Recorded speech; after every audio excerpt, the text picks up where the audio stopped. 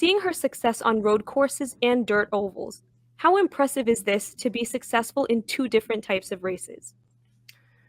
Well, it's very impressive, and we've talked multiple times on the show how impressive Kaylee Bryson has been in whatever vehicle she's driven, whatever racing series she's competed in. Now to have success here in the Trans-Am Series in the SGT class, second female driver to win a championship in that class, third to win a title in Trans-Am overall, and then you couple that with her USAC accomplishments in the Silver Crown Series earlier this year.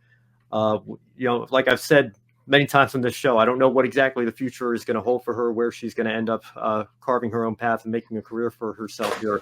But for her to have this diversity in her pocket here with success on everything, like you just mentioned, Isha, from dirt ovals to the road courses and the stock car resembling Trans-Am Series here. I don't know. It's going to be interesting to see what opportunities might come her way here.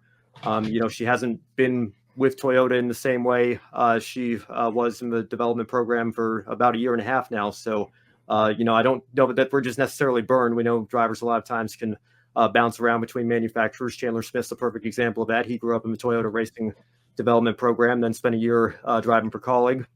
Obviously, they run Chevrolets. Now he's back competing in the Xfinity Series with Joe Gibbs. So maybe that avenue would still be available to her. But I saw a tweet from her actually right after the ARCA race at Bristol, and I think we'll get into ARCA here a little bit later on in the show. But basically, she said, people ask me all the time, why I don't compete in ARCA or why maybe I didn't get in a Venturini car when I was still part of a Toyota program, and just really highlighted how crucial sponsorship is, how critical sponsorship is, and how critical it is to have a mindset of the path that you want to take.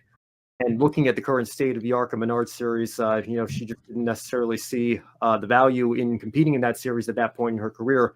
Maybe she will down the road. I don't know. But, just to draw it all back here and answer the question, very, very impressive season for her, nonetheless, to win in two very different styles of racing here. Very good 2024 for Kaylee Bryson, that's for sure. So, Ben, how will you remember the 2024 ARCA Menards Series overall, and specifically Amber and Tony's results? Yeah, I don't want to sugarcoat it here. It is a little bit disappointing, I think, for Amber, particularly when you're driving a Venturini car, and she was only able to match her career best finish of 6th. I certainly expected a couple of top 5s from her at the very least. And, obviously she kind of had her season, a wrench thrown in her season with her injury, Dover, and was never really able to fully recover from that in terms of her momentum, I think, although she didn't end up missing a race and completed the full season. So kudos to her for toughing it out. But yeah, really a miserable final race for her at Toledo, being a part of 3 cautions, including the one at the end that ultimately took her out and caused the red flag as they had to replace the infamous foam at Toledo. So that was an unfortunate end to her season. And Tony Breininger as well. She didn't have a top 5 either, aside from her 4th place in an ARCA Menards Series East race. So, certainly disappointing. And, I mentioned as much on the Encore show this week as well.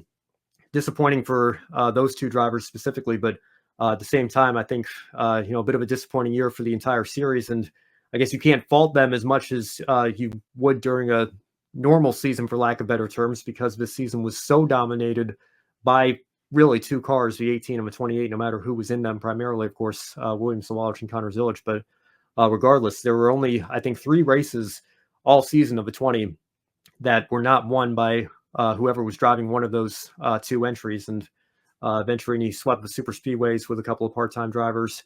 And I think Brent Cruz won one of the dirt races as well. But, aside from that, it was just really the 18 and 28 series. We've been calling it all year. So I don't know what the solution necessarily is. I don't think you can, necessarily ban Joe Gibbs Racing from entering an ARCA car, but you look at them as a Cup affiliated program, it is kind of unfair on paper to have them be the only Cup Series team that's entering a car in this series. And like I said, it's not against the letter of the law, but it does feel like it's kind of against the spirit of the law there. So hopefully, we'll talk about this here in just a second with the follow-up. But if either Breidinger or Balkin is able to come back to the series next year, hopefully, we see a little bit more parity in the field, a little bit more competitive in that sense, and they can start improving their results from there as well. This year, we saw 2 teams dominate the ARCA Menards Series. So does this bring any concern about the series and the health of the teams in competition going forward?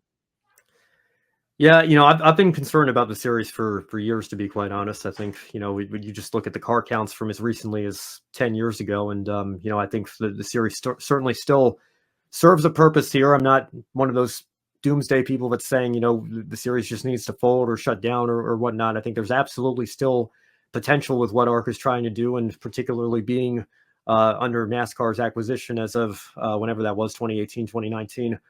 I think there's still certainly a lot going for it, but there were times this year where, I hate to say it, but it was kind of unwatchable because you tuned in knowing that, oh, Sawalich is in the field and Connor Zilic isn't. It's 90% chance that it's probably going to be the 18 car parking it in victory lane here. And Connor Zilic, obviously, with the talent that he has, almost every time he got into an ARCA car, unfortunately, save for the East Series combo race that was the season finale for that division at Bristol.